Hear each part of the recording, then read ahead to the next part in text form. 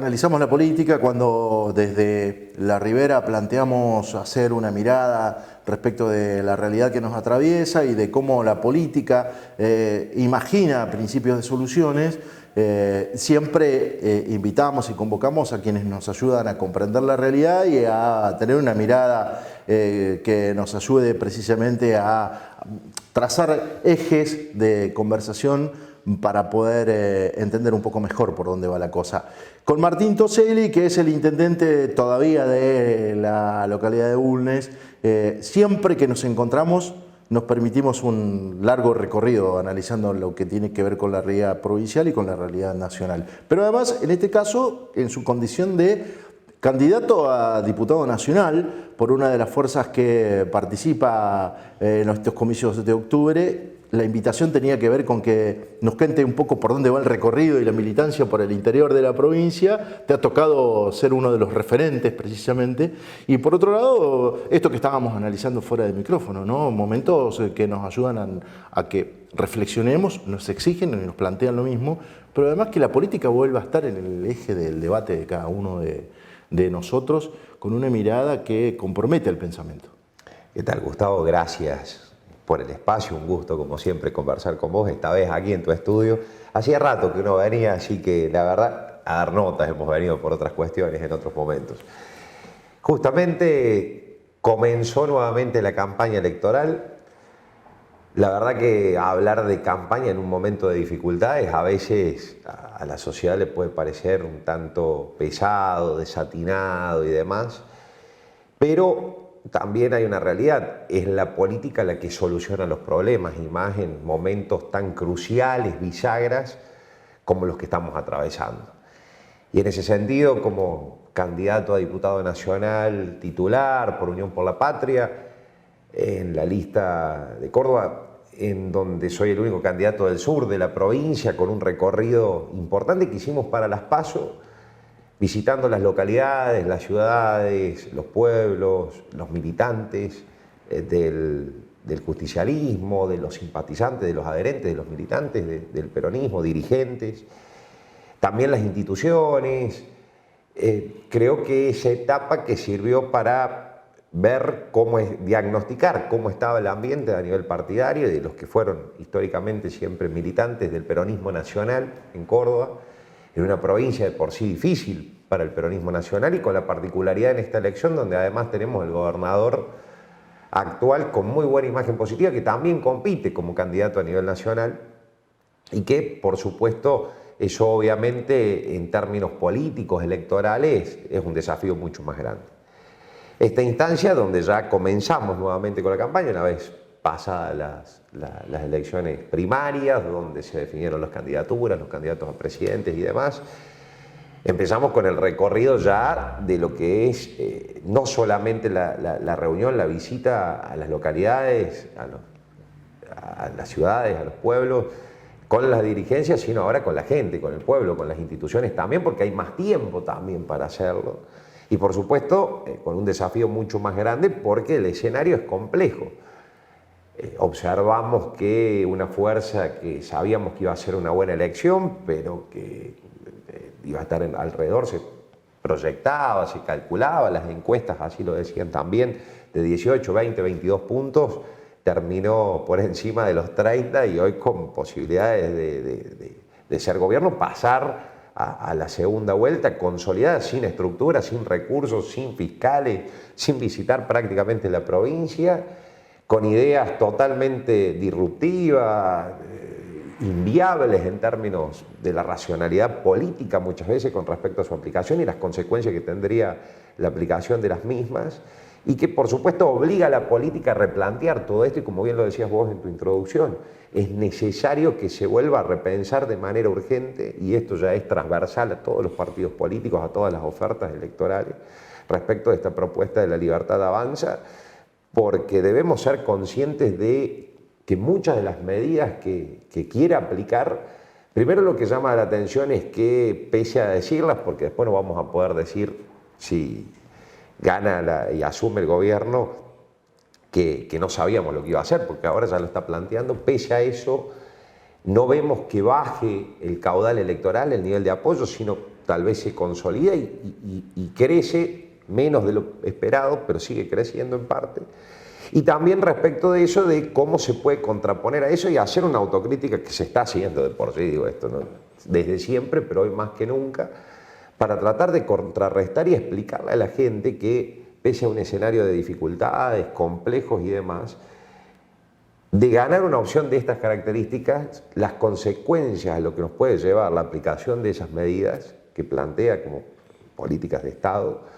van a agravar por lejos exponencialmente muchísimo más aún la situación que hoy estamos atravesando. Y que por supuesto poder salir de esa situación, revertir esa situación va a ser mucho más difícil, mucho más complejo. Apelamos a la racionalidad de la gente, a la racionalidad de la política y a que en octubre, y si hay un escenario de balotaje en noviembre también, esta situación pueda ser revertida. Sabemos que es difícil, pero que no es imposible. Sabemos que la sociedad está haciendo un esfuerzo tremendo, grandísimo, para tratar de cambiar este escenario con muchas adversidades, pero sabemos también de que si no se hubiesen tomado las medidas que se tomaron, aplicado las medidas que se aplicaron, hoy la situación sería mucho peor y que si ganan estas opciones de derecha, obviamente la situación va a ser muchísimo, muchísimo peor. Por lo tanto, apelamos a la racionalidad, apelamos a la comprensión y también a que la población, los vecinos, la ciudadanía, la sociedad del pueblo se informe, que averigüe. Hoy es fácil en los medios, en las redes sociales, acceder a información para conocer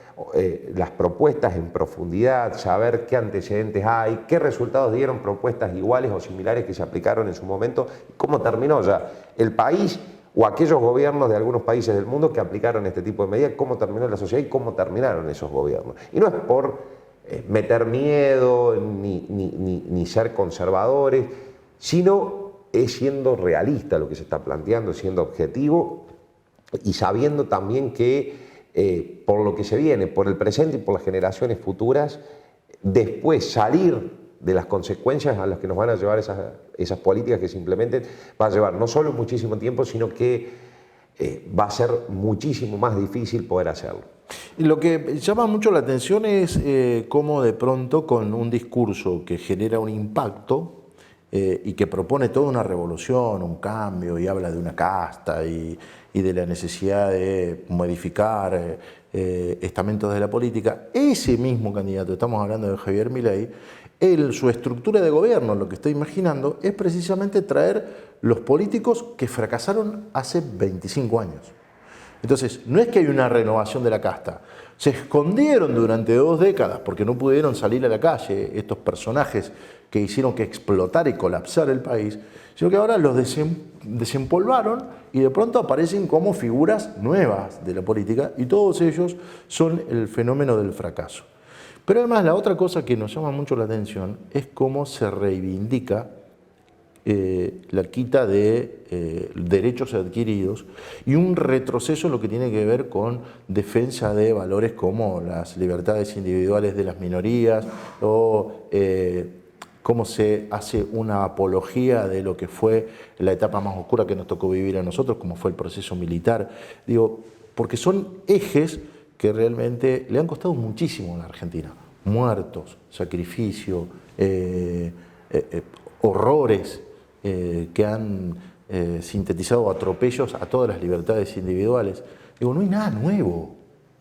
No hay nada nuevo. Es mentira que haya algo nuevo. Es todo el concepto del fracaso de lo que pasó la última década del siglo XX. Es decir, nos proponen volver al siglo XX. Pero a lo peor del siglo XX. Es justamente, Gustavo, acá hay 2 cuestiones para resaltar en torno a lo que estás planteando. Primero,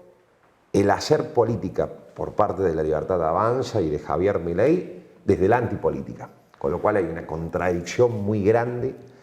porque paradójicamente termina planteando un accionar político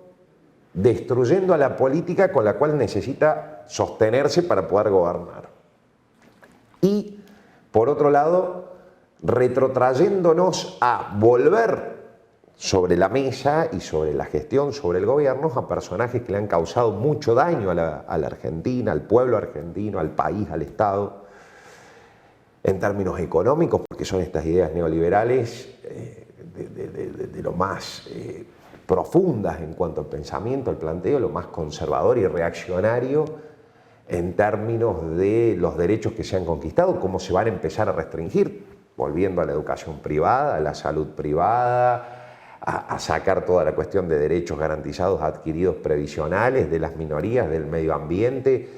Y es tan liberal en algunas cuestiones que se pasa tanto de vuelta donde ya roza el anarquismo. Es más, yo en algunas cuestiones tengo mis dudas que tanto que habla de defender la propiedad privada y la iniciativa privada y que el libre mercado y demás, corre riesgo en algunos aspectos la garantía, la continuidad de la garantía de la propiedad privada, en muchísimos aspectos y muchísimos tipos de esa propiedad privada, por un lado. Y por otro, y que tiene que ver esto, digo, para cerrarlo, con la baja de mucha legislación, o sea, eliminar muchísima legislación que garantiza esa propiedad privada y que son los derechos que se han adquirido sobre esa propiedad privada. Y por el otro, también cómo se remonta ideológicamente e históricamente a las partes más oscuras o a los hechos, a los acontecimientos, a los ciclos históricos más oscuros de la historia argentina,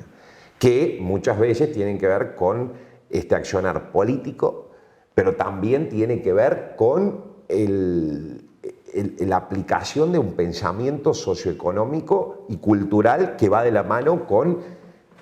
el proceso de reorganización nacional, con la última dictadura cívico-militar. O sea, cómo estos exponentes de hace 25 años en realidad tomaban gran parte de las ideas del último proceso militar, que hoy se está reivindicando inclusive. Con lo cual es grave, y donde no solo veo la gravedad en términos de la democracia como forma de gobierno. Escuchaba a algunos analistas políticos hablar de este tema y planteaban que tienen ciertas cuestiones similares, como por ejemplo con el Perú de Fujimori de la década del 90, donde cuando el Congreso no apruebe, por ejemplo, alguna ley que quiera el Ejecutivo, se cierre, se disuelva, se llame una reforma constitucional. Bueno, terminó cayendo el gobierno de Fujimori. Sí, y Fujimori preso. Y Fujimori preso previo salir del país y estar fugitivo de la justicia peruana, y con todo un proceso que costó muy mucho generar la estabilidad y el orden y la paz social en Perú, sino también veo con mucha atención y preocupación la estabilidad del Estado en tanto institución que coordina el funcionamiento de la sociedad, que garantiza el orden y la cohesión social. Hoy el tejido social, por la crisis que estamos atravesando, está debilitado en muchos aspectos y en algunas cuestiones, pero con este tipo de políticas, este tipo de gobierno, veo que se va a debilitar muchísimo más. Con lo cual, no solo que va a haber un sector importante de la sociedad que va a quedar afuera del sistema estructuralmente y muy lejos del mínimo indispensable para estar dentro de eso, sino que además también va a costar mucho revertirlo. El problema es que es tan revolucionario y disruptivo lo que plantea como candidato que la política lógicamente no lo vio venir. La política de los partidos tradicionales en Argentina rompió esa lógica. Y esto no es para hacer un análisis sociológico, antropológico, político, histórico, sino que también es parte de ese proceso político que sufrió América del Sur y América Latina también, donde hubo algunos actores, algunos sujetos que sabemos cómo terminaron en América Latina en distintos momentos, pero años más, años menos, fue bastante similar en ese sentido, y donde los gobiernos progresistas que necesariamente tuvieron que venir después, porque los que estaban como un Javier Milei en Brasil, en Perú, en Bolivia con el golpe de Estado que derrocó a Evo, las medidas, sin embargo, que aplicaron estos gobiernos neoliberales, ultraneoliberales y demás de extrema derecha, en algunos aspectos cuesta muy mucho hasta el día de hoy, inclusive en esos países y gobiernos con un apoyo popular importante y demás, poder revertirlo. Digo, acá sí sobre todo estamos en una situación difícil, ni que hablar si se aplican medidas que van a llevarnos a estar mucho peor de lo que ya estamos. Con lo cual, digo, apelo al pensamiento de la sociedad y que obviamente hay que militarla con el amigo, con el vecino, con el compañero de trabajo, con la política en general y transversalmente, porque esto además lo plantean hasta inclusive transversalmente, no solo dirigentes y militantes y gente que analiza un poco más la política o que le interesa más el tema, del peronismo, del justicialismo nacional, provincial, sino también de otros partidos, de la izquierda, del radicalismo, del PRO. La situación es, la verdad, que para tener mucho cuidado, de estar preocupados y muy atentos. Voy a contar una anécdota, no sé si sirve como metáfora. En determinado momento, una pareja rompe lazos, se enojan y el hombre, que sabe que tiene que dividir sus bienes con su ex mujer, decide cortar la cama por la mitad. Agarra un serrucho y corta la cama por la mitad. Y agarra la mesa y corta la mesa por la mitad. Y las sillas y corta la silla por la mitad. Y agarra una motosierra y corta la heladera por la mitad. Conclusión, se quedó con las manos vacías. Tanto él como su ex mujer. Dividiendo las cosas por la mitad, porque estaba muy enojado. La vida lo llevó a reflexionar y a darse cuenta que la pelea no era para tanto, que el enojo no era tan grande y que el reencuentro y la posibilidad del diálogo permitían precisamente que se reconciliaran. Pero nada de lo que habían construido juntos durante mucho tiempo servía ya. Está muy bien que la gente pueda estar enojada con la democracia, con la política, está muy bien, porque hay elementos que hay que analizar en profundidad, pero que permiten precisamente que haya mucha gente que exija cambios, que haya una renovación. Está bueno que en los contextos podamos analizar por qué llegamos hasta donde llegamos. Lo que no está bueno es que rompamos las cosas porque estamos enojados. Porque después, cuando se nos pase el enojo, retrotraernos a la situación anterior va a demandar tremendo esfuerzo. El minuto final para vos. Adhiriendo a un excelente ejemplo muy gráfico de la realidad, sabemos que la sociedad no la está pasando bien, que la gente la está pasando mal y que por supuesto tiene que ver con cuestiones de errores propios, por lo cual hay que pedir disculpas y así lo hacemos. En primerísimo lugar, una autocrítica como partido gobernante y al cual uno adhiere, pero también por cuestiones heredadas. Digo, acá no hay solamente una cuestión propia, sino de una deuda con el Fondo Monetario Internacional que condiciona cualquier tipo de política y funcionamiento de cualquier gobierno en el mundo, históricamente, una sequía sin precedentes, una pandemia que no estaba prevista ni nadie sabía cómo manejarla, una guerra en un mundo hiperglobalizado entre Ucrania y Rusia que nos impacta directamente en nosotros en los costos de funcionamiento, y errores propios o con medidas que no dieron los resultados esperados. Sin embargo, esto no es justificativo para decir que terminamos donde terminamos. No obstante eso, la democracia también hoy está en deuda, a 40 años, algunos dicen las crisis de los 40 años de la democracia. Hemos logrado avanzar un montón en cuestiones de libertad, de fraternidad y demás, pero la igualdad estamos lejos de lograrla. No la igualdad, digamos, en términos a nivel del socialismo, del comunismo, sino estamos hablando de una igualdad de oportunidades, de condiciones de vida, de las posibilidades de acceder a esas condiciones de vida dignas que toda la sociedad argentina en un país tan rico y con tantas potencialidades como el nuestro tiene que tener y tiene. Y eso es lo que lleva a que hoy tengamos esta opción en apogeo como Milei, o que la opción de Juntos por el Cambio con una Patricia Bullrich también a la cabeza sea una opción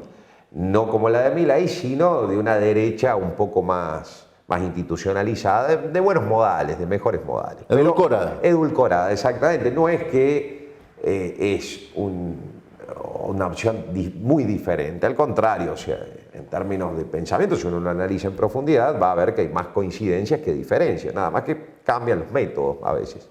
pero que en esencia son exactamente lo mismo. Y que este gobierno, pese a las dificultades, tomó muchas decisiones que si no hubiesen sido tomadas, la situación hoy sería mucho peor. No es justificativo para nada, pero que sabemos que lo que está en la vereda del frente, que ya lo conocemos por historia, y porque a diferencia de otros momentos donde no sabíamos cuando los candidatos se presentaban, se postulaban, no decían del todo lo que iban a hacer o no lo decían explícitamente, hoy lo están diciendo, hoy lo están planteando. Hoy sabemos que van a privatizar la salud pública, la educación pública, la cuestión previsional, la obra pública, van a cercenar derechos, van a plantear políticas del comercio de niños, de órganos, la libertad de portación de armas, o sea, con lo cual el funcionamiento social puede terminar en cualquier lado, menos en la paz y en la tranquilidad. Y se necesita paz y orden para que todo país progrese, y esto no es por ser de derecha, es por una cuestión lógica. Y en ese sentido apelar a la racionalidad, apelar a la conciencia del pueblo, de la sociedad argentina, donde elijan, primero, que voten, que se expresen, y segundo, que si lo hicieron con bronca porque no la están pasando bien y no están bien, obvio y es entendible, pero que las opciones que hay del frente son mucho peores y que ya están diciendo dónde vamos a terminar, y que si uno ve los antecedentes no hace falta irse muy lejos en la historia, hace pocos años, algunos éramos muy chicos, algunos no habían nacido y por ahí a lo mejor están un poco creyendo que puede ser la salvación, una dolarización que va a hacer que el dólar termine licuando los pesos y que cada dólar salga arriba de los 4 o 5 mil pesos, con lo cual va a ser inviable la economía y la pobreza va a aumentar drásticamente. Entonces, digo, apelemos a la racionalidad, veamos quiénes son los que garantizan la continuidad de ciertos derechos y la potencialidad que tenemos para salir adelante. Esperemos que así sea y que eso se vea reflejado ahora en octubre y también en un escenario de balotaje.